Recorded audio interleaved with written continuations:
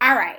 So, like I mentioned on the phone, all of the previous reservations are currently being housed in Reesheda's calendar. So, while we're in the midst of the transition from pulling all of those reservations off of her calendar and putting them onto the info at live.com calendar, it's going to be important for you to utilize her calendar to ensure that you're not double booking. And here's a way for you to do that.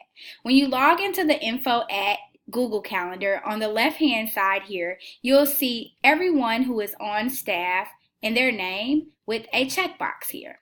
Say someone sends you an email and says, I want to book the cafe on Friday, May 3rd in between 9 a.m. and 10 a.m.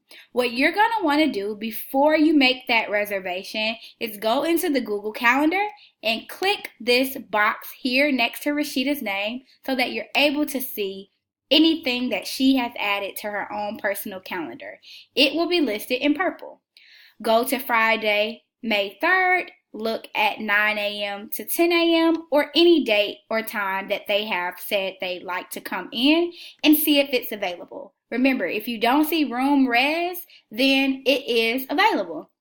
Once you see that the time is available, you can X out of Reesheda's calendar, meaning taking it away so that it is not causing you any kind of confusion, and then go ahead and create the event on the calendar, utilizing the same steps that I sent you in the last video. I really hope this helps, and if you have any questions, please let me know.